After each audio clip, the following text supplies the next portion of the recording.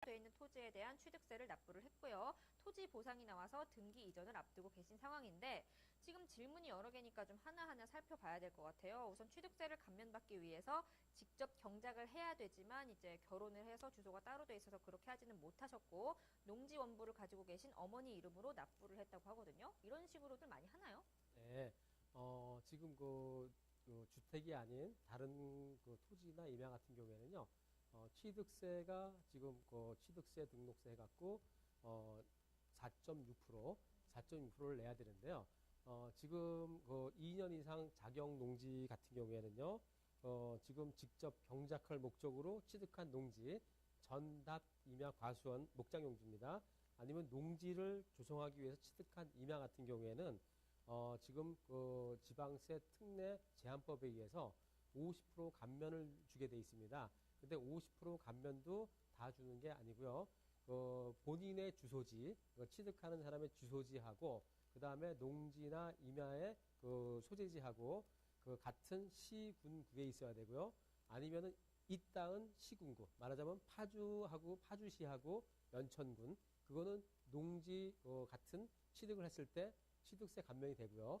만약에 양주군도 바로 붙어 있기 때문에 취득세 감면 혜택이 되는데 만약에 동두천 시다 그러면은 있다지 않기 때문에 통상적으로 20km 이내에 있는 농지나 임야 같은 취득할 때 그러면은 취득세 감면이 주는데요.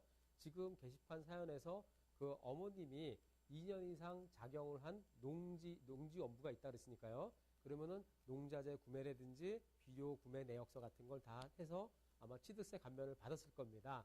근데 지금 그 취득세 감면을 받을 수 있는 게 동거 가족 중 1인이 그 2년 이상 작용할 때에는 그런 취득세 감면 규정이 있습니다. 동거 가족 중에 해당이 되는 게 배우자하고 그다음에 직계 비속입니다. 따라서 어머니하고 아버님이 돌아갔으니까 어머님하고 그다음에 아들 같은 동거 가족이기 때문에 되고요. 따님은 지금 출가하신 것 같은데 그렇게 되면은 동거 가족이 아니기 때문에 본인이 그러니까 어머님이 취득세 감면을 받은 거에 대해서 만약에 등기를 갖다 같이 하겠다 그러면은 그거에 대해서 다시 환불을 해줘야 됩니다. 그러면 이제 취득세를 감면받기 위해서 애초부터 그 작용을 하신 그 어머니 명의로 취득세를 납부를 해서 감면을 받았는데 만약에 이거를 등기를 할 때 본래 그 상속인들 어머니 말고도 오빠나 자신의 그 명의로 하게 되면 다시 그 감면받은 취득세를 토해내야 된다 이런 말씀이신가요? 어머님하고 아드님은 오빠는 괜찮고요.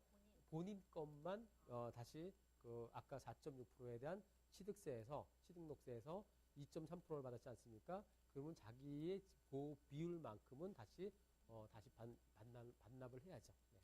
그러면 이제 뭐 취득세는 그렇게 됐고 이제 양도세 관련해서도 여쭤보셨잖아요. 양도세 같은 경우 뭐 이제 여러 명 이름으로 하면은 감면을 받을 수 있다 이렇게 알고 계시는데 맞나요? 네.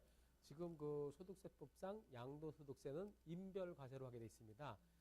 따라서 그 양도소득세라는 것은 그 양도 차익이 생겼을 때 거기에 따라서 세율을 적용하는 겁니다.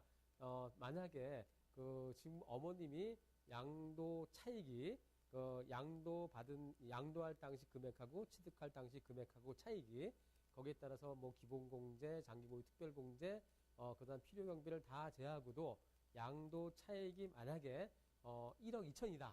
그럴 때에는 1억 2천에 대한 세율을 갖다 적용할 때에는 만약에 1억 5천만 원 이하니까요. 35%의 세율을 적용합니다.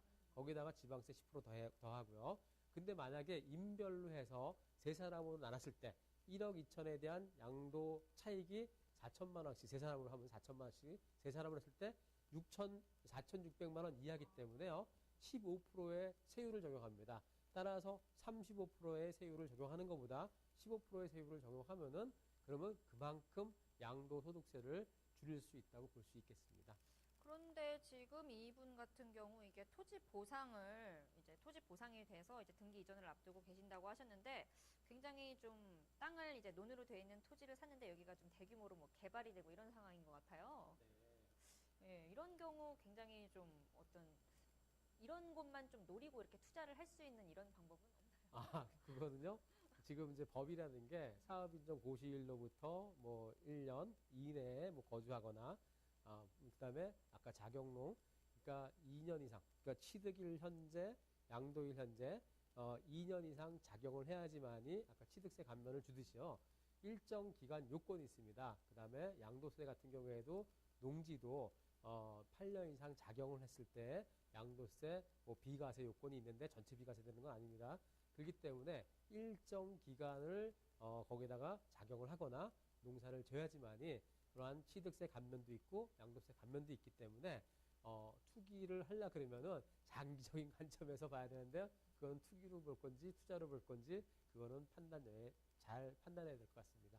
발품을 많이 팔면 좀 길이 보이겠죠?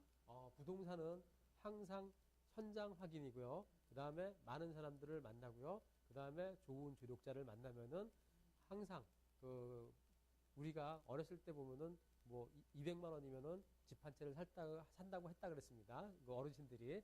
근데 지금 200만 원이면은 뭐 사지 못하지 않습니까?